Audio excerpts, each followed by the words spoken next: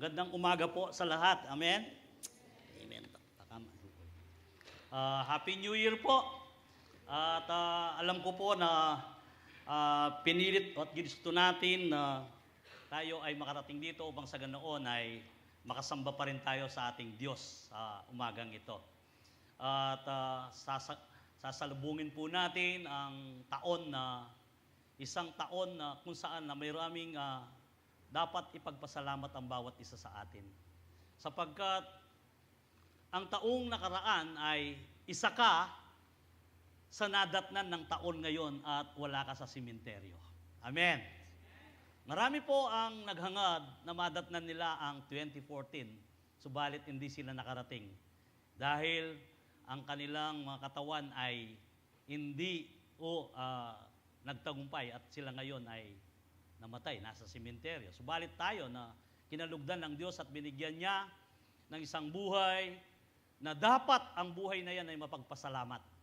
Kaya ang araw na ito, isang araw na kung saan pagpupunyagi sa ating Diyos na sa loob ng isang taon, tayo ay kanyang kinalinga, tayo ay kanyang iningatan. Kaya naman, tayong lahat ay nandito upang siya ay mapapurian. Amen! Masaya po ba kayo di sa 2014 na sasalubungin natin? Parang amen. Parang yung iba yung 2024, sorry. Wala na pala yung 24. 2024, amen! Sige po, palakpakan natin ang ating Panginoon sa pagsalubong sa 2024. Sa ganoon, tayo ay magkaroon ng isang buhay na masagana. Amen. Ayaw nyo atang sumagana. Alam nyo, sa mga nakaraang buwan, ating hong inaral kung paano ang to celebrate Christmas to Jesus as a celebrate Christmas with a spirit of forgiveness, joy, peace, and hindi lang mo yun, generosity, and obedience. Even though December 25 as past weekend still celebrate Christmas, we can celebrate Christmas every day because Jesus is our Christ and Savior. Amen. Pero sa araw na ito, today, sabi nga, kailangan na malaman natin to celebrate the Christmas every day by thanksgiving God every day. Yung meron tayong pagpapasalamat sa lahat ng araw at oras sa ating mga buhay. Kailangan ito ay isang pagpapakita. At hindi lamang dito sa taong ito ng 2023 at hindi lang sa 2024, kundi ito habang tayo ay buhay, magpakailanman, tayo magpapasalamat pa rin sa ating Diyos na buhay. Amen! Parang hindi kumbinsido yung iba, parang nasabi lang, paano magpapasalamat ganito ang buhay? Mamaya malalaman mo kung bakit ganyan pa rin ang buhay mo, kapatid. At meron pa rin purpose ang Panginoon na dapat mo pa rin ipagpasalamat sapagkat ikaw ay buhay at malakas. Kaya dito sa aklat ng Colossus, ating babasahin, Colossians 3:16-17, ganito ang nakasulat. Let the teaching of Christ live inside you richly. Use all wisdom to teach and counsel each other. Sing psalms. Yung kaninang umaawit tayo na napakabuti ng Diyos. Di nyo ba nadarama yung pagyakap ng banal na Espiritu? Yung kabutihan na sinasabi ng Panginoon, ako'y Diyos na mabuti. Ako'y mabuti sa iyo, anak. Kaya kung hindi mo naramdaman ay hindi ka nakahanda doon sa isang kabutihan na pinaranas ng Panginoon. At ang sabi mga, and spiritual songs with thankfulness in your hearts to God. Yung pagpapasalamat, yung masiding pagpapasalamat. Everything you say and everything you do should be done for Jesus, your Lord. Ito pala'y nangyari na at ito ay tapos na. Alam nyo, naalala ko, nung binabasa ko ito, sabi ko, ang ating Panginoon, our God is the author and perfecter of our faith, na kung saan siya yung author. Upang sa ganoon, lahat na binalangkas niya, meron na tayong blueprint. Kaya lang hindi nabubuo yung blueprint ng Diyos sa iyo dahil ang kagustuhan mo, ang sarili mo, o ang pamamaraan mo, ang siyang ginagawa mo. Pero kung ang blueprint ng Diyos ang magaganap at mangyayari sa iyo, kapatid. Ikaw ay hindi talunan na Kristiyano. Ikaw ay isang pinagpalang Kristiyano. Amen! May blueprint po tayo sa Panginoon. Tandahan mo natin, huwag nating ibalangkas ang ating sariling blueprint, kundi ang Diyos.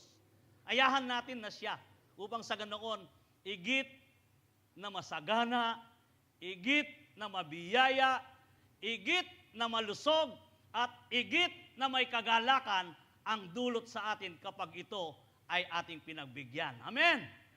Kaya ayahan mo natin na mag-flow tayo sa gusto ng ating Panginoon. Sabi nga, everything you say and everything you do should be done for Jesus, your Lord. And in all you do, give thanks to God, the Father, through Jesus Christ. Kaya ito ay pagpapasalamat. Amen. Basta't walang umpay na pagpapasalamat ang ilalabas ng ating bibig at ang saysayin ng ating dila, sapagkat siya ay tunay na mabuti at tunay na mabuti at mabuti't mabuti. Amen. Sige po, palakpakan natin ang ating Panginoon. Ama, salamat po sa umagang ito. Tunay nga, o Diyos, kami po'y nandito upang sambain ka sa Espiritu at katotohanan. Ayahan mo po ang iyong Santong Espiritu, ang siyang mga siwa sa bawat isa sa amin. Maglagay ka po, Panginoon, ng isang tenga na may pakinig at puso na may pakiramdam para sa iyo. Sa umagang ito, saysayin mo po, Panginoon, ang iyong salita upang sa ganoon, Panginoon, kami naman ay magkaroon ng pagbabagong pananaw sa aming mga buhay. Panginoong Yesus, salamat sa buhong magdamag na naranasan namin ang iyong paghihingat. Ang kamay mo, Panginoon, ang siyang umawak sa bawat isa't isa sa amin, higit lalo sa pamilya ng iglesyang ito. At katunayan, Panginoon, kaming lahat ay buhay, kaming lahat ay malakas, at kami, Panginoon, ay yung pinagpala na alam namin, O Diyos, Ikaw ang may akda at may gawa ng lahat ng ito, sapagkat sa gana ng aming sarili ay wala kaming magagawa. Kaya nga, Panginoon, ayahan mo sa aming kalagitnaan, maging ang iyong lingkod. Punuhin mo po kami, Panginoon, ng wisdom at kami itago mo sa iyong pagka-Diyos, Panginoon, sa umagang ito. Sa ganoon, anuman ang lahat ng aking sasabihin, Panginoon, ay pawang ang iyong salita ang aking sasalitain, hindi ang aking sarili. Bagkus, Panginoon, pakinabang sa lahat na makikinig para sa iyong mga pinili at tinawag sa umagang ito at sa kabuuan ng pamilya ng Calvary Temple. Sa iyo po ang papuri, pasasalamat. Sa iyo po ang karangalan. Ito po ang aming samot dalangin. Sa pangalan mo, Jesus. Amen and amen. Sige po, palakpakan po natin ang ating Panginoon. Amen. At kung ang lahat po ay tapos na ang ating ginagawa o ang ating mga sinasabi para kay Jesus, ano ang dapat nating gawin? O ano ang maging dapat nating pattern sa buhay natin upang tayo ay kumilos at umakto o mamuhay sa mundong ito? Ang nais ng Panginoon, siya ang mangunguna, siya ang ating tingnan upang sa ganoon, lahat ng ating ginagawa ay napapaukol lamang sa Kanya. To celebrate Christmas every day means to thanks Him for His love every day.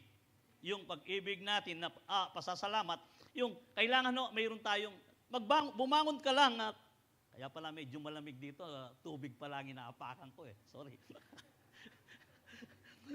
Sabi ko, ba't nilalamigan ng pako? Nakamedyas naman ako. Sorry po. Alam niyo po, sana tayo. Ayan.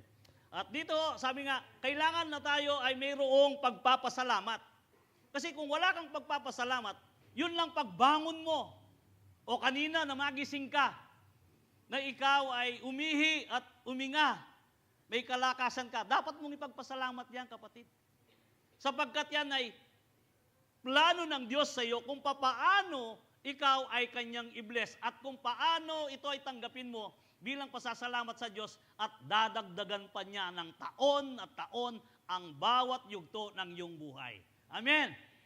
Tingnan niyo po yung mga taong hindi mapagpasalamat at hindi umaawit sa Diyos, anong nangyayari?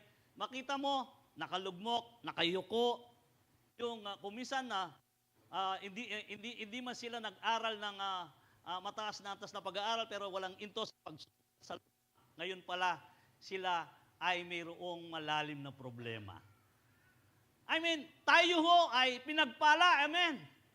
Kaya dapat tayong mapagpasalamat sa Panginoon sapagkat ang lahat ng iyan, sabi nga, with thankful in your heart to God, everything you say, maging ang iyong sinasabi, kailangan walang tutol o walang reklamo. Alam niyo ho, kapag ikaw ay isang mareklamong tao, napapasama ka sa malaking lupon ng pamilya ngayon. Ang kanilang apelyido ay reklamador. Huwag ko kayong sumali sa kanila. Sila ang dumadami ngayon, yung mga reklamador na pamilyang reklamador na kung saan lahat na lang ay nagre-reklamo.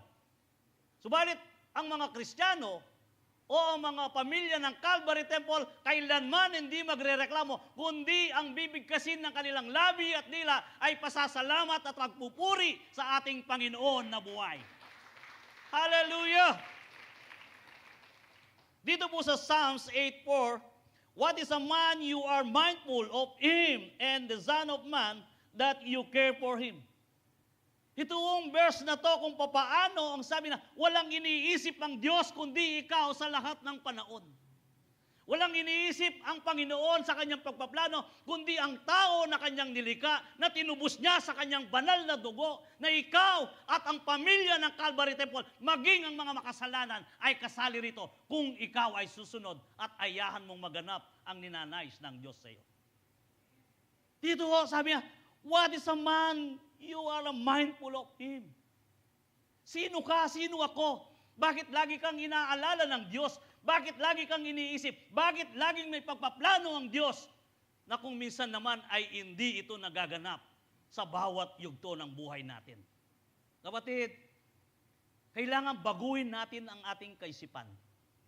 Baguhin natin ang ating sarili sa pamamagitan ng isang kaisipan na igit na alam ng Panginoon ang nakakabuti sa atin upang sa ganon ang direksyon ng ating pananampalataya ay atin lamang ituon para sa Kanya at Siya ang angkla ng iyong pananampalataya. Sentro. Kailangan masentro ito.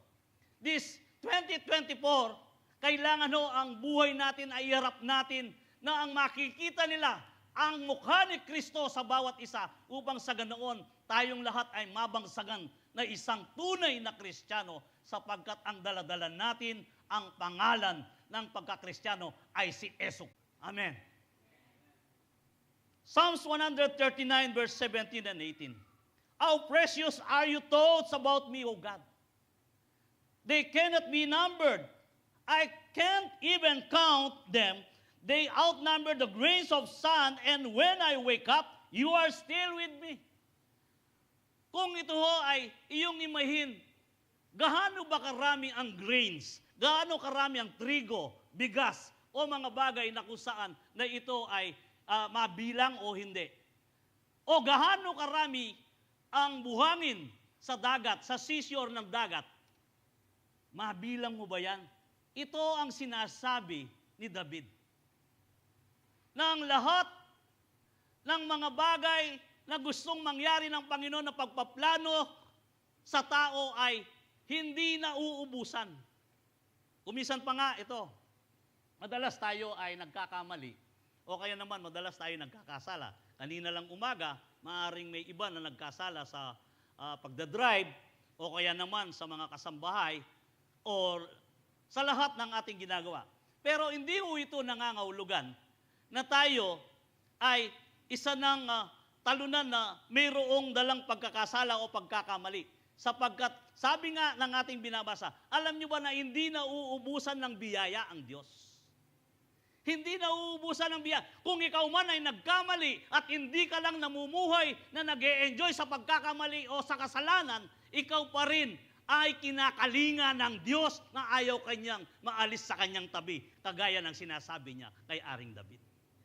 Kapatid, kung ikaw ay nakokondem sa ginawa mo o sa mga kasalanan o kamalian, iyan ay isang malaking pagkakamali sapagkat nilalagay ni Satanas sa ating kaisipan at sa ating sarili upang sa ganoon ang ating mamagnify sa Kanya ay iyong kasalanan at hindi natin mamagnify ang ating Panginoon kung gaano kalaki, kung gaano kalawak at kung gaano kabiyaya.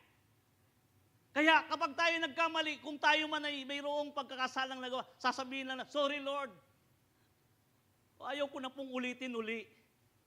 Natutuwa ang Diyos. Kasi dito, gaano karami. Kung titingnan ho natin, gaano karami ang buhangin. Pero ang sinabi nga, how precious are your thoughts about me? Dahig pa sa isang diamante, dahig pa sa mga material na bagay na iniisip mo na hindi mo nakuha sa taong ito, kaya ikaw ay ang mukha mo ay napakahaba dahil sa inisip mo na hindi ka nabiyayaan. Hindi ho yan. Dahig pa, sapagkat ang pagpaplano ng Diyos ay hindi pa tapos sa iyo, kapatid. Kailangan lang na malaman mo kung papaano ka magpasalamat at kung papaano mo mahalin ng iyong Diyos. Sa ganoon, ang lahat ng yan ay magaganap sa buhay mo. Hindi pa huli. Hindi pa huli ang lahat sapagkat ito ay isang pagpapakita ng Diyos na siya ay mabiyaya at puno ng pagpapala sa bawat anak niya. Amen. We should thank God for His love every day. Tandahan mo natin. Because His love is keep us safe. Yun lamang na tayo ay kanyang iniingatan and protected and blessed sa lahat ng uri ng bagay na kailangan natin na kumisa na hindi mo man inisip. Romans 8:35-38 to 39. Dito ho, sabi nga, who shall separate us from the love of Christ? Shall trouble or hardship or persecution or famine or nakedness or danger or sword?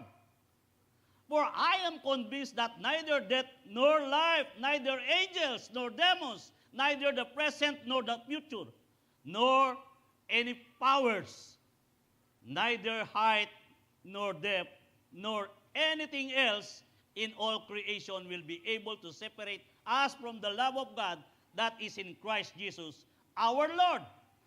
Bakit nasabi ito ni Pablo sa mga Romano na ito ay kanyang isinulat? Nasabi ni Pablo ito sapagkat ang buong buhay niya ay kanyang pinahubaya sa ating Diyos, na kung saan na sinasabi nga niya, lagi niyang pinapatay ang kanyang sarili sa pamamagitan ni Kristo, sapagkat alam niya, siya ay kasama ng napako sa krus nung namatay si Kristo, at ang buong pagkatao niya ay isang pagkatao na ito ay tanging si Yesu Kristo lamang ang kanyang sinasandalan at wala ng iba. Kapag ganoon ang magiging kaugalian natin, alam natin na bawat isa, anuman ang dinaranas natin, hindi tayo mapaiwalay sa ating Panginoon. Ano ang nakapag-iiwalay sa atin, sa ating Panginoon, sa ating sarili? Yun lamang bagay na kung saan nakasalanan na ating ginagawa, ito ang pwedeng makapag-iwalay sa ating Panginoon, sa Kanyang pag-ibig, sapagkat ang Diyos ay namumuhi sa mga bagay na hindi kaaya-aya sa Kanya, kaya ikaw ay napapawalay sa pag-ibig ng Diyos. Kung ang lahat ng ito ay ating gagawin, hindi tayo mapapawalay sa Kanya, sapagkat ang pag-ibig ng Diyos at ang pag-ibig niya sa bawat isa ay walang limitasyon. Kaya lang, kung ikaw naman ay nabubuhay at nag-e-enjoy sa kasalanan, hindi naman pwedeng ang Panginoon ay iibigin ka pa rin niya, sapagkat sinabi nga niya, kung siya ay iniibig mo, sundin mo ang nais ng Diyos para sa iyo. If you love me, obey my commandments. Ito ang katotohanan. At may promise ang Panginoon, I will never leave you nor forsake you, ang sabi ng Panginoon. Hindi kita iiwanan hanggang sa dulo ng mundo. Kung ikaw ay mananatili sa Kanya. Amen. Pero kung pag hindi ka nananatili sa Kanya, hindi mo kasama ang Panginoon. Siyempre, gumagawa ka ng masama, pagkatapos sasabihin mo, Lord, kasama kita dito. Hindi pwede yun. Namumuhi ang Diyos sa anumang kasalanan, sapagkat siya ay Diyos na matuwid, Diyos na banal, at siya ang Diyos na kung saan ng lahat ay nasa ilalim ng Kanyang pamamahala. Oo, lahat ay nasa ilalim ng pamamahala ng Diyos.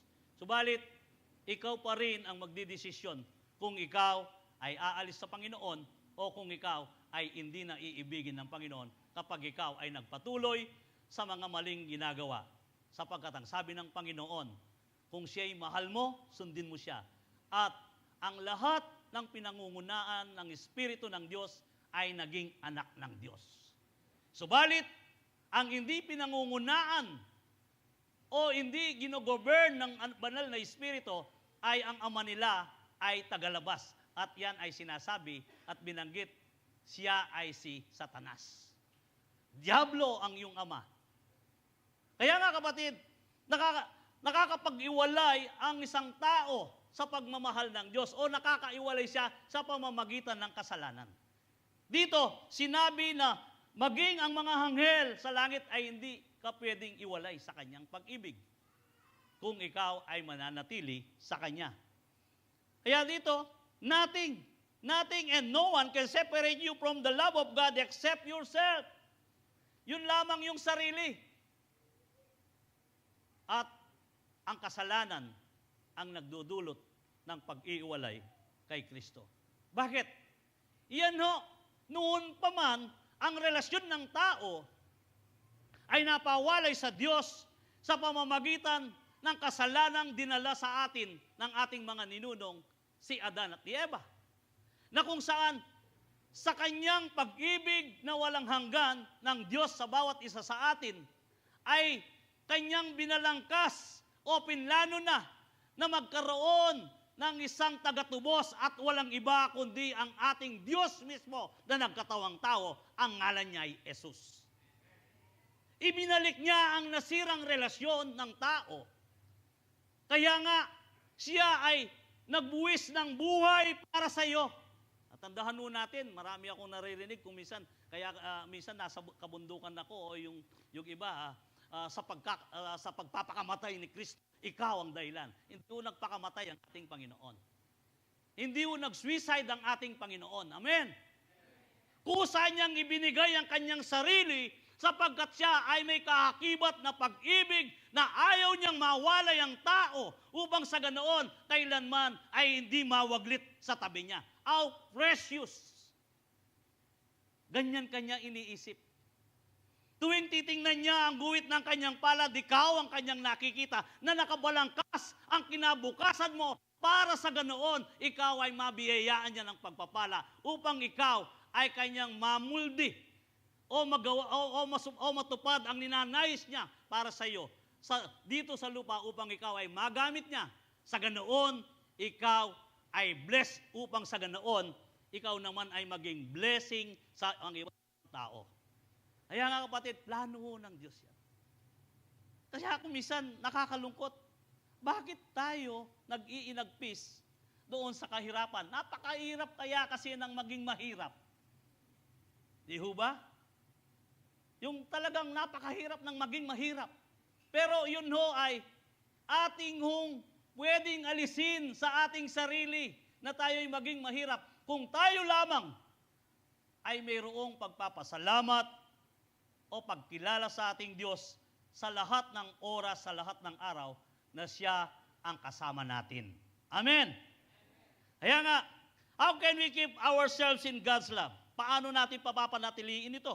John 15:9-10, anong sabi? As the Father has loved me, so have I loved you, now remain in my love. Manatili ka sa pag-ibig. If you keep my commands, you will remain in my love, just I have kept my Father's commands and remain in His love. Kung papaano ang ating Panginoong Yesus siya naging masinurin sa ating amang nasa langit. Alam niyo ho, bakit siya naging masunurin? Siya naging masunurin sapagkat noong pa na siya ay pako sa krus, alam na niya kung ano ang mararamdaman niya. Kaya ang sabi nga niya siya'y nanalangin, Ama, kung pwede lang ang sarong ito ay hindi maganap sa akin. Alam niyang sakit at hirap na kanyang naratnan. Subalit, dahil sa pag-ibig niya at siya ang tutubos sa bawat isa sa atin, ang sabi niya, but your will be done, my Father, not mine. Hindi ang aking sarili. Ang kagustuhan mong mangyari. Bakit to? Yun ang kanyang sinabi. sapagkat ang pag-ibig niya sa atin ay walang katumbas na kagaya ng pag-ibig ng ibinibigay ng ibang tao. Iba ang pag-ibig ng Diyos. Kaya marapat lamang na siya ay pwede mong pasalamatan at mahalin sa iyong buhay at manatili sa Kanya sa ganoon ay mapanatili naman ang buhay na kaaya-aya at bilang isang Kristiyano na Kristiyanong mayroong pananagumpay sa buhay. We can keep ourselves in God's love by remaining in His love. Tandaan mo natin sa Kanyang pag-ibig. Kapag tayo ay nanatili sa Kanya, paano ang pananatili? Isa lang bagay ang ating gagawin, kapatid. Tandaan natin. Obeying word is the key of remain in His love. This is how we thank Him for His love every day. Obey our God every day. Amen. Parang ayaw nilang mag-obey yung iba. Siguro yung iba ang obey nila. Pero tandaan ho natin, kapag nag-obey ho sa ating Panginoon, mayroon siguradong pagpapala na ihahatid ang Diyos sa bawat isa sa atin. And to celebrate Christmas every day means to thanks Him for His goodness every day. Siya ho ay mabiyaya. Psalms 107, verse 1 and 2. Give thanks to the Lord for He is good, His love endures forever. Let the redeemed of the Lord tell their story, those that redeemed from the hand of the foe. Sabi nga, let the redeemed of the Lord say so. Amen. Yung kinakailangan, kung paanong pagkatubos mo, kailangan ipamalita mo, kailangan ito iyong ipagpunyagi sa ibang tao o saan man lugar na kung paano na hindi mo kinaiiya si Kristo. Yung iba kasi, nandadalang Maragula Bible, Brad, na ano ka? Ay, pabit-bit jamo po, kaya tayo ka. Kumisan, kinaiiya mo na ikaw ay mabanggit nilang isang born again. Kasi nga, bakit kinaiiya mo? Hindi kinakitaan kung paano ka umasta o mamuhay na bilang born again. Pero yung tao na kahit na walang dala, kapag siya'y umaasa bilang isang binago ni Kristo, kapag tinanong siya, born again ka, Brad? Ay, yes. Anya, bakit? Siya ay nagmamalaki at pinagyayabang niya ang Panginoon sapagkat nakikita sa kanyang pisikal na anyo at sa kanyang sarili o sariling pamumuhay na ang nabubuhay sa kanya ay si Kristo. Huwag ho nating kahiya. Kung gusto nating mabuo at magawa na tayo'y makibahagi sa 10,000 souls dito lang sa Angeles City, bawat isa sa atin mayroong gagawing pagkilos na bagong pag-iisip na hindi mo ikahiya si Kristo. Bawat tao na matagpuan mo o makasalamuhan mo, ipakilala mo si Kristo na sabihin mong mahal ka ni Jesus. Sa ganoon, siya ay mamulat sa katotohanan. Kaya nga lang, kapag kapag kami namamalengke ni Mrs., ganito ang aking nakita. Kaya pala ang Panginoon nung siya'y lumabas, siya ay nabagabag sa mga taong nakikita niya. Yung nakikita niyo naman yung namamalengke, iba-ibang direksyon, may dala-dala. Ibig sabihin, tuliro. Kung saan-saan, walang direksyon. Pagkatapos, sasabihin ng Holy Spirit, i-impress niya sa'yo. O, tingnan mo, ang daming tao. Palagay mo kaya, iilan ang nakakakilala sa akin yan? Sumagi na ba sa inyong isipan yon? Pumunta ka sa palengke, tapos makita mo yung mga tao, sila'y busy. Walang iniisip. Kumisan, sa punganan na ka, layo pampakialam, kasi iba yung iniisip niya. May lungkot. Habang hawak ko yung manibel, may lungkot, pagkatapos mananalangin, sabi ko, Panginoon, totoo nga ang sabi mo. Kinakailangan pong kami manalangin doon sa magpapadala ng manggagawa. At ikaw yon. Sapagkat sa gana ng aming mga sarili, hindi namin magawa ito. Tuliro ang mga tao. Punta ka lang ngayon sa palengke, hindi mo alam, wala silang panahon doon sa kung papaano at kung ano ang ginagawa ng Diyos para sa kanila. Ang alam nila mamayang gabi ay salubungan nila ng ingay ang 2024. Yun lang, kaya makita mo ngayon ng mga tao ay nakapila sila sa bilog-bilog. Ayan. Tapos yung damit nila magiging bilog-bilog pa rin. Bakit daw? Kung tatanungin mo, swerte para daw pumasok yung pera. Eh, sabi ko naman, kukuha ako kwadrado. Bakit? Sabi na, kwadrado. Para pumasok sa akin pera, kwadrado. Yun sa inyo, barya lang. I mean, nakikita ho natin ang kaugalian ng tao. Dito sinasabi, kung papaano na ikaw na tinubos ni Kristo, kinakailangan ipagmalaki mo si Kristo at mayroong ang pasanin na ito ay ipamalita mo na ikaw ay mahal ni Kristo na kagaya ng pag-ibig niya sa Kanya, na ayaw niya na maulog sa impyerno sa pagdating ng panahon, siya'y mamumulat sa katotohanan. Bawat isa ho, ito ang pasanin natin. Hindi lamang ho kami, hindi lamang ang mga misyon, kundi kayo rin na nakaupo rito. Maaaring sa mga pamilya, samantalahin ninyo mamayang gabi sa inyong pamilya na bago kayo mag-apunan, ipakilala nyo at ipunyagin ninyo si Kristo na sinabi ninyo, pasalamatan natin si Kristo sapagkat siya ang nagbigay ng 1 taon sa atin. Kaya naman kilalanin natin siya na siya ang magbibigay din ng kasaganaan sa susunod na taon. At sila'y ipag-pray ninyo at sabihin ninyo, huwag natin palampasin ito sapagkat ang nasa gitna ng mesa ang ating Panginoon, ang kanyang presensya. Amen. Yan ho ang dapat natin gawin. At hindi lang yan.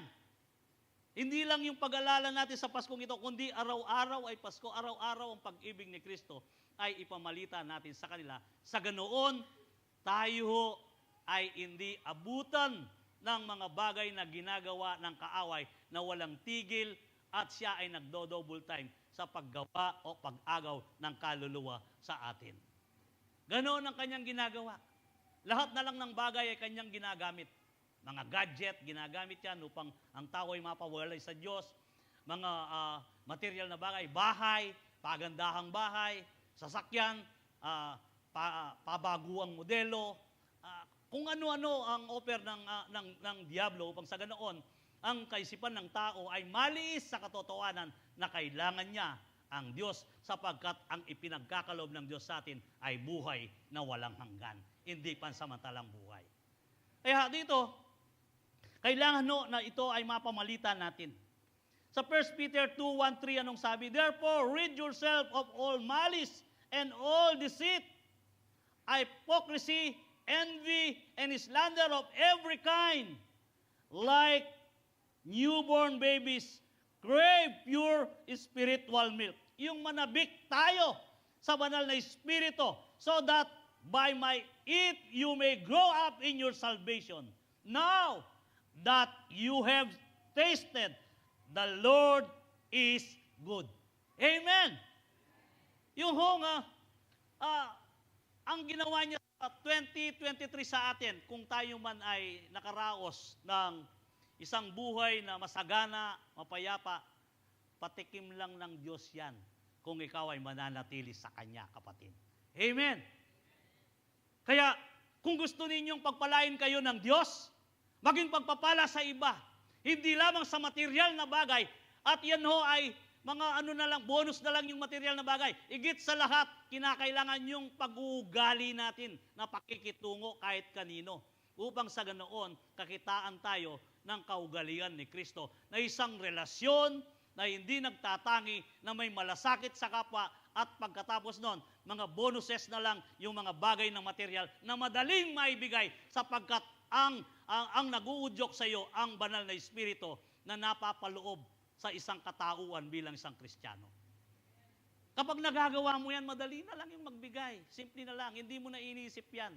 Kasi nga, kung ano ang kaibuturan ng iyong puso, kung ano ang udyok ng Espiritu ng Diyos, ng pag-ibig ng Diyos sa iyo, na pag-ibig niya nasa sa iyo, na ayaw mong mapaamak ang taong to, kaya nabibigyan mo ngayon kahit gaano kalaking alaga na walang kinikwenta. Hindi o nagiging issue. Kasi nga, umiiral doon at nauuna ang isang pag-ibig na kung saan na mayroong pagpapasalamat na ibinigay sa atin ng ating Panginoon. At iyon ho ay ang kanyang kagandahang loob sa bawat isa sa atin. Kaya nga, take Him for His goodness every day. Kung ano ang kabutihan na ginawa niya para sa atin. ang kabutihang tayo ay iniligtas. Thanks the Lord's goodness by avoiding all kinds of evil and growing spiritually in our salvation. Thanks God for your salvation every day. Amen. Ipagpasalamat mo yan. Sapagkat, salamat po sa aking kaligtasan, Panginoon. Alam niyo ho, kapag ho ay ang isang bagay ay inunahan mo, maging sa giyera, kapag yan ay naunaan mo, manghihina na yan or mas maraming tendency na siya ay matatalo kasi naunaan na eh. Ang gagawin ng isang Kristiyano upang sa ganoon, siya ay hindi na tablan pa ng mga bagay na anuman ang nakapalibot dito sa ating kapaligiran na siyang umiiyak at nakapagpapaiwalay sa relasyon natin sa Diyos. Isa lang ang pwede nating gawin muna. Unahin natin sa pagbangon natin ang ating dakilang Diyos sa buhay natin. Sa ganoon, selyado tayo ng kanyang banal na dugo. Lahat na lang, kahit ano pa yan, mga negatives, mga bagay na pangyayari na hindi ka aya-aya, mayroon kang positibong pananaw sapagkat alam mo ang Diyos ay amo at hindi kanya iiwanan. Ito ho, kailangan araw-araw ilagay natin ang ating sarili sa ganung sitwasyon upang sa ganoon, anumang tukso, anumang bagay, anumang problema ay hindi mamayani, bagkus ang pag-ibig ng Diyos at alam kong mayroon akong buhay na Diyos at alam ko may plano siya sa akin at alam ko ang kanyang kabutihan. Siya ang mangunguna sa bawat buhay ko at ito ang maghahari magpakailanman. Hindi ka dadatnan ng panghihina sa iyong pananampalataya, kapatid. Kasi lahat mawawala yan. Hindi mo pwede na iuli mo ang Diyos. Iuna mo yung dyaryo, balita, iuna mo yung kape, panghuli ang wala na. Nalamnan na ang iyong kaisipan na mga bagay na hindi nawasto, kaya hindi na nakakapag-penetrate kung ano ang kagandahang loob ng Diyos sa iyo, kapatid. Kaya ugalihin mo natin ito. Genesis 50:20, ano po? As for you dito, sabi nga, thanksgiving for your salvation. If God is good, how can we thank Him for allowing us to experience in evil things? Yung bagay na, halimbawa, kung mabuti ang Diyos, Pastor, bakit nangyayari sa akin ito? Sa nakarang linggo pa lang, na ICU ang ina ko. Alam mo, kapatid, lahat ng nangyayaring yan, pwede mong ituring na ito ay mabuti o nakakabuti kung alam mo na ang Diyos mo ay gagawa at ang pag-ibig niya ang iiral sa iyo. At hindi mo maaaring pagkamalian ang ating Diyos na siya ay hindi mabuti. Sapagkat lahat ng nangyayari, alam ng Diyos. Pwede niyang kontrolin yan. Sapagkat siya ang makapangyarihan, siya ang sovereign niyang Diyos. Kaya lang, iniintay ka niya kung paano ka magdesisyon sa iyong buhay. Iintayin niya kung ano ang go signal na ibibigay mo sa iyong sarili. Nais mo bang siyang manguna o ikaw ang mangunguna?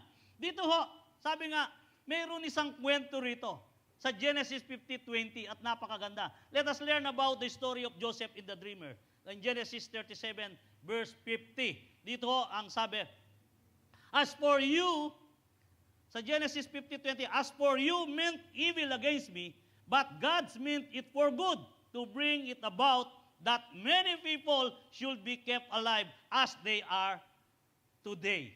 So, dito, kung may nangyayaring hindi mabuti sa iyo, kagaya ni Joseph. Si Joseph po ay isang bunso ng mga 12 angkan ni Jacob. Siya ang pinakabunso. At sa kanyang pagkabunso, minsan siya ay nanaginip. Nakapanaginip siya. At sinaysay niya sa kanyang kapatid at ama. At saysay niya, binigyan ng kaulugan ng kanyang panaginip ng kanyang mga kapatid. At ang sabi ng kanyang mga kapatid, ibig mong sabihin na ikaw na bunso, kaming lahat ay yuyukod sa iyo? Ayan. Yun no ang naging sanhi ng pagkagalit nila sa kanya. Maging sa kanyang ama't ina, ang sabi niya, ang panaginip niya ay sinaysay niya sapagkat siya'y tumingala sa langit at yumukod ang mga ang buwan at saka pagkatapos binigyan din ng kahulugan sa nagalit din ang kanyang ama. Ibig mo sabihin na ako ang iyong ama ay yuyukod sa iyo? Ito, makikita natin dito kung papaano merong structure ang Diyos sa bawat tao. Yung sinasabi ko kanina na blueprint. Meron tayong blueprint.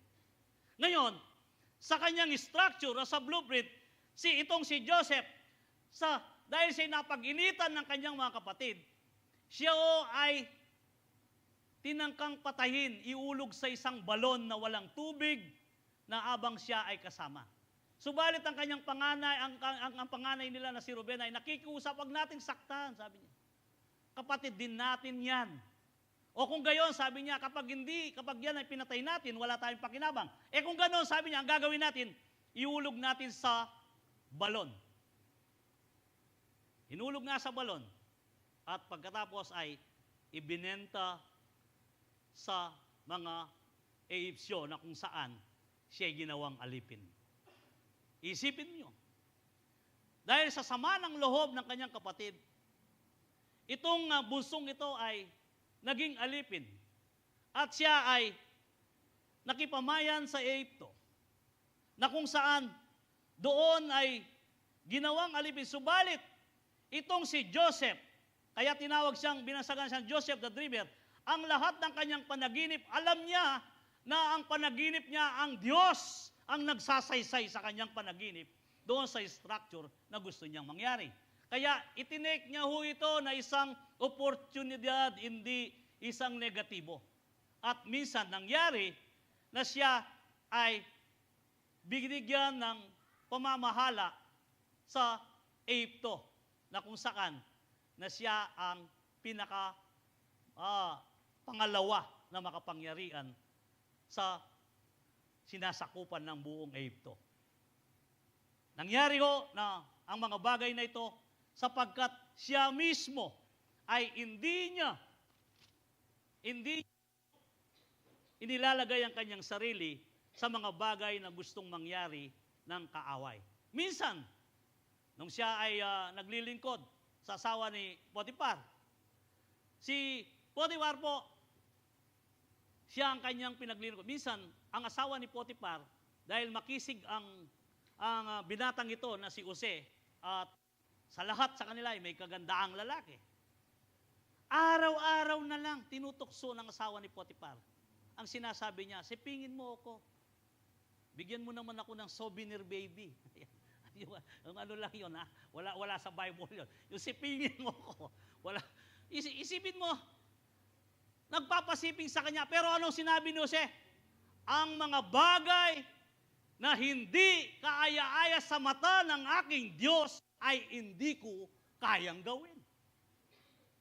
Dahil sa pagtanggi niya, inablot ang saplot niya at pagkatapos nagsisigaw naman ang asawa ni Potiphar. Sa kasisigaw niya ay dumating ang mga tauhan ni Potiphar at sabi, tingnan nyo ang dinala nyong tao dito dahil siguro nainis si asawa ni Potiphar. Tingnan nyo ang dinala nyong tao rito. Gusto pa niya akong i-rape. Kung titingnan ninyo, pinakulong siya. Wala siyang kasalanan pero na-accuse siya na siya ay rapist. At sa kulungan, sinamaan pa rin siya ng Diyos. Sabi ng warden, mula ngayon, ikaw na mayor. Ayan, ginawang mayor. At dahil mausay na mamahala itong si Jose, ang sabi niya, ikaw ang mayor sa lahat ng nakabilanggo. Nabilanggo ngayon yung cupbearer at saka yung gumagawa ng alak sa ari. Minsan, silang dalaway na bilanggo. Malungkot sila. At sa kanilang kalungkutan ay sabi niya, ano ba ang kinalungkot niya? Nanaginip kami kagabi, sabay. Sabi niya. Sabay silang nanaginip. O sige, saysayin ninyo, sabi ni Jose. Ganitong panaginip ko, sabi niya. Oo, ikaw, sabi niya, ibabalik, sa cupbearer, ibabalik ka ng hari. Pero ikaw na panadero, mapuputulan ka ng ulo. At tandaan mo, sabi niya sa cupbearer, paglaya mo, wag mo kong kalimutan, intindihin mo naman na sinaysay ko ang iyong panaginip. Sa madalit salita, lumaya ho ang cupbearer. At pinugutan naman ng ulo o binitay ang panadero. Kaya yung sinaysay na panaginip sa kanya nagkatotoo. Alam nyo, hindi man siya nag-inakit sa isang cupbearer na kinalimutan siya. Minsan, naginip na naman ang hari. Ang napanaginipan niya ay trigo na may laman at walang laman. At nilulok ng walang laman na trigo ang may laman na trigo. At yung payat na baka ay kinain ang buong matatabang baka. Aba, hindi ma-explain ng kanyang mga mauusay na magbigay ng kahulugan sa panaginip. Buong kaharian, wala. Nahalala ngayon ng cupbearer, sabi niya, sandali, sabi niya, mahal na hari, meron po akong alam na pwedeng mag-interpret ng iyong panaginip. At siya ay nakabilanggo. O tawagin nyo, dalhin nyo dito. Ayun, sinaysay ni Jose ang panaginip ng hari, Agripa. Sabi niya, ang panaginip mo, 7 taon, dahil 7 yung baka at 7 yung huway na 7 taon na magkakagutom at 7 taon na masagana. Itong taon na ito ay masagana, pero magkakaroon ng 7 taon na ito ay magkakahirapan. At kung gayon, sabi ng ang hari, anong gagawin ko? Ang gawin ho ninyo, maghanap kayo ng matalinong tao. Mula ngayon, mag-imbak niya siya ng pagkain sa loob ng 7 taon upang sa ganoon ay hindi ninyo maranasan ang taggutom. Aba, saan pa ako hahanap? Ikaw na ang pinakamatalinong tao dito. Mula ngayon, sabi niya, ikaw na. At mula ngayon, ikaw ang magdidesisyon sa buong Ehipto na kung saan ako lamang ang pwedeng nakakataas sa iyo. Lahat ng gusto mo, gawin mo. Nangyari ho yun, na siya ang nasa second command. Itong mga 7 kapatid niya, yung nagbenta, siyempre anak ni Jacob, nagutom doon sa Jerusalem, nagutom ang Judea, gutom ang buong region. Bumili sila na yun ng pagkain sa kanya. At doon, siyang nangangasiwa at masagana ang Egypto noong panahong yon. Siya ho ang binibilhan ng pagkain. Kaya ang nangyari, dito inilagay ang bagay na ating binasa sapagkat lahat ng kanyang kapatid hindi nakilala ang kanilang kapatid na siya ang kanilang itinapon. Ang structure ng Panginoon dito, tingnan nyo, dinala sila, pagkatapos tinanong, si Jose alam niya ang kanyang mga kapatid eh. At ang sabi na, 12 po kami, patay na ang isa. Siyang tinutukoy. Napapaiyak pa nga siya, tumatalikod kung minsan pag pinag-usapan. Pagkatapos ang sabi niya, o kung gano'n, sabi niya, sige, dalhin nyo dito ang inyong bunsong kapatid. Una, ang kanilang panganay muna, siya ang ikukulong. Pagkatapos, pinadadala si Benjamin.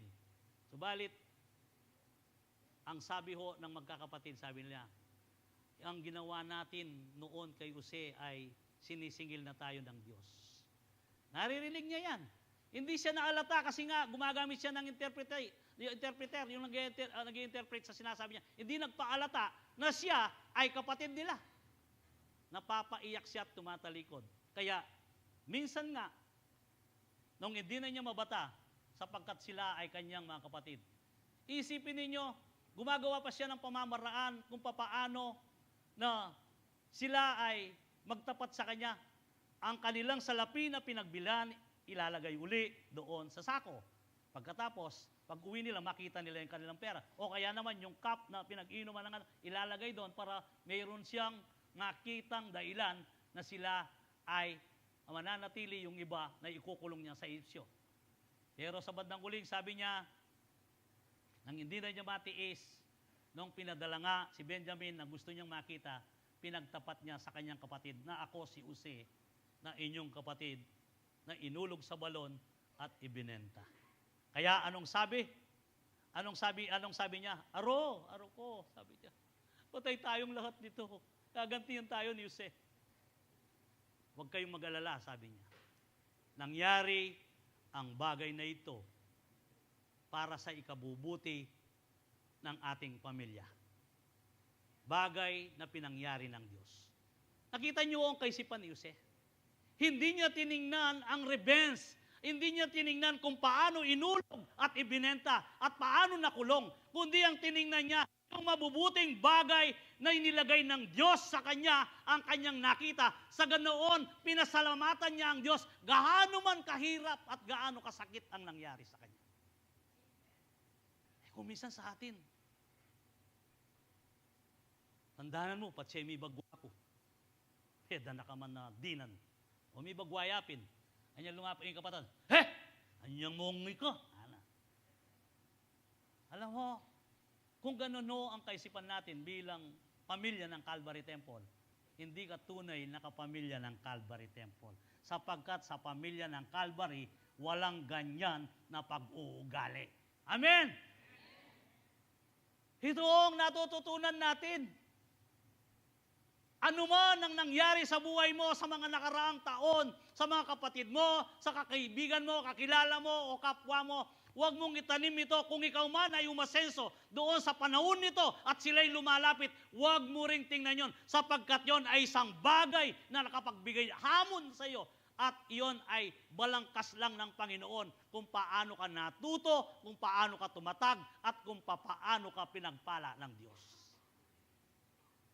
Ay, pastor, pinaruwisyo na ako, makananong iyapay. Alam niyo ho, kung minsan hindi natin naiintindihan. Kaya sabi nga ng ating binasa, sabi, anong Genesis 50:20, as for you meant an evil against me. Ang sabi ni Jose, but God meant it for good, to bring about that many people should be kept alive as they are today. Kaya nangyari ito upang maraming hindi mamatay at mabuhay, ang sabi niya. At the same thing, kung papaano na dapat hindi maraming mamamatay at mapapaamak na tao sa pamamagitan ni Kristo na isang tao na nagkatawang tao para sa kanila. Subalit, hindi nila ito naiintindihan. Parehas lang ho. Kung gano'n ang pananaw natin, sabi ni Jose, para hindi marami ang mamamatay. Anong ginawa ng ating Panginoong Yesus? Ganon lang ang pag-ibig ng Diyos sa sanglibutan ito. Ibinigay niya si Kristo upang hindi mapaamak ang sinuman sa bawat isa na manampalataya sa Kanya. Kapatid, ito ang essence ng pag-ibig ng Diyos sa atin. Ito ang kailangan nating isip-isipin. Ano man ang mga bagay na nangyayaring masakit, ano man ang mga bagay na pangyayaring kapag subukan, ito ay itrato natin na ito ay nakakabuti sapagkat ang may structure, ang author ng ating finisher of our faith, ang ating arkitekto, walang iba, sundi si Kristo. Siya lamang. Kaya kanina sabi ko, natanong ko kayo, pastor, bakit ganito pa rin ang buhay ko? Kapatid, ang blueprint ng Panginoon, alamin mo, sa ganoon, hindi ka mananatiling ganyan sa buhay mo. Ang blueprint na ginawa ng Diyos sa iyo ay napakaganda. Kaya alamin mo upang sa ganoon, hindi ka mamamatay na mahirap. Ang mabuhay na mahirap, hindi ko kasalanan. Subalit ang mamatay na mahirap ay napakalaking kasalanan. Kaya nga, walang inanda ang Panginoon sa atin ng masasamang bagay, kundi mabuting bagay. Jeremiah 29:11. Iyan ang plano ng Diyos. Ang plano niya, hindi masaktan. For I know the plans I have for you. Declares the Lord. Declares. Ibig sabihin, dineklara. Hindi lang parang inisip lang. Tingnan niyo ang verse na yan. Sabi niya, for I know the plans for you, declares the Lord. Ibig sabihin, meron ng deklarasyon ng Diyos sa bawat tao dito sa lupa na kanyang nilalang. Subalit, hindi nabubuo ito dahil sa kawalan ng pag-ibig sa Diyos. Kung mahal mo ang Diyos, kapatid, iyan ay mangyayari sa iyo. Declares the Lord, plans to prosper you and to not harm you. plans to give you hope and future and everlasting life. Amen. Ito ang binibigay ng Panginoon. This 2024, kapatid, baguhin mo na ang buhay mo. Todo mo na ang buhay mo kay Kristo. Sigurado ako, hindi magkakamali ang Diyos at hindi ka mahihirapan sapagkat matapat ang nagsalita, ang Diyos mismo. Kaya kapatid, huwag mong sabihin na mayroon kang karanasan na masakit o mayroon kang dinaranas. Mahal ka ng Diyos. Pasalamatan mo siya sa pang-araw-araw sa buhay. Give thanks to the Lord for His good. His love endures forever. Amen. Ito ang ibig sabihin niyan. And last, sabi nga dito, to celebrate Christmas every day means thanks Him for His faithfulness in every day. Yung kanyang katapatan. Lamentation 3:22-23, the steadfast love of the Lord never ceases. The mercies never come to an end. They are new every morning. Great is thy faithfulness. If you call upon the name of the Lord, you will be saved. Tandaan mo ninyo. You will be saved. Kaya, pasalamatan mo ang Panginoon. Thanks Him for the faithfulness in every day.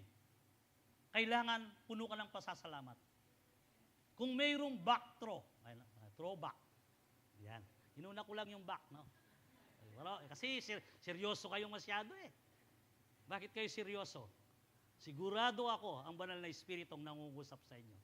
O yung throwback. I-throwback mo ang iyong sarili. Ano ba ang kalalagayan ko sa buhay ko noon? Hindi ako Kristiyano. Ngayon naging Kristiyano ako. Bakit? Doon, mapapasalamatan mo ang Diyos. Nung ikaw ay drug addict, wala kang magandang kinabukasan. Subalit ngayon, may pasasalamat ka sa Diyos. Nung ikaw ay nasa bisyo, ganun din. Kaya kapatid, this is how great God's faithfulness to us. Tandahan nun natin. As the sunrise every day in the east, His love and mercy are sure to come never, anew every morning. Anew every morning. Darating at darating ho yan. Day in our lives. Yung pagsikat ng araw hanggang sa paglubog nito, kailangan mapasalamatan mo ang Panginoon at ikaw ay magwika ng mga pagpapala at pagpupuri sa Diyos sa kanyang katapatan sa pagsikat ng araw hanggang sa paglubog nito. Tandahan mo natin, kapag yan ay na-exercise mo, walang matigas na tinapay doon sa tawag ng banal na Espiritu sa iyo, kapatid. Hindi kape, ha? Kanina inihintay niya kape. Walang mapait na bagay na hindi maganda sa banal na Espiritu. Kapatid, lahat ng nangyayari sa atin, kailangan na lagi nating alalahanin ang ating Panginoon. Psalms 119 verse 90. Your faithfulness continues through all generations. Hindi ito uminto sa atin. Hindi uminto sa pamilya mo na ngayon, kundi sabi nga, your faithfulness continues through all generations. Kaya ikaw kapatid, kung ikaw ay mayroong tamang relasyon sa Panginoon, from generation to generation, aalis ka man sa mundong ito, kung hindi pa darating ang Panginoon, huwag mong halalahanin ang mga iniwan mo, sapagkat from generation ang ating Diyos ay continue ang kanyang faithfulness sa bawat pamilya mo, sapagkat ikaw ay naging tapat. Katunayan, naging continue ang faithfulness ng Lord sapagkat tayo naugpong sa pamilya ni Ninong Abraham sa pamamagitan ng ating Panginoong Yesus. Inugpong tayo na hindi udyo. Kaya ngayon tayo'y pinagpapala from generation to generation. Amen. Pwede mo pa bang iwalay ang iyong sarili ngayon sa pag-ibig ng Diyos? Saan ka? Ito, kapag iniwalay mo ang sarili mo, kapatid, saan ka kaya? Sigurado ako, ang patutunguhan mo ay ang impyerno.